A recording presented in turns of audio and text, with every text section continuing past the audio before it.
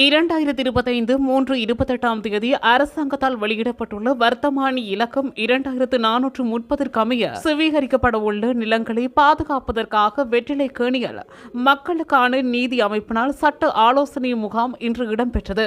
வடமராட்சி கிழக்கு ஆலியவளையில் இருந்து சுண்டிக்குளம் வரை காணப்படும் கரையோர காணிகளை அரசு காணியாக்குவதற்கான வர்த்தமானி வெளியிடப்பட்டதன் பின்னர் தமிழர் பகுதிகளில் இருந்து கடும் எதிர்ப்பு வெளியிடப்பட்டு வருகின்றது. கரையோர காணி உரிமையாளர்களை சந்தித்து அவர்களுக்கு சட்ட ரீதியான ஆலோசனை வழங்குவதற்காக ஜனாதிபதி சட்டத்தரணி சுமந்திரன் தலைமையில் 20க்கும் மேற்பட்ட சட்டத்தரணிகள் வடமராட்சி கிழக்கு வெற்றிலை கேணியில் ஒன்று கூடினர்.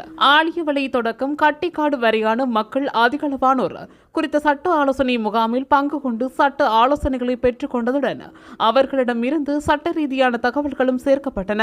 காணி உரிமம் வைத்திருப்பவர்கள் இல்லாதவர்கள் நேரடியாக ஜனாதிபதி சட்டத்தரணி சுமந்திரனுடன் கலந்துரையாடி மேலதிகமான தகவல்களை பெற்றுக்கொண்டமை குறிப்பிடத்தக்கது. இதுபோன்ற செய்திகளை உடனுக்குடன் அறிந்து கொள்ள தமிழ் பிளஸ் யூடியூப் சேனலை மறக்காம சப்ஸ்கிரைப் பண்ணுங்க, கமெண்ட் பண்ணுங்க, ஷேர் பண்ணுங்க.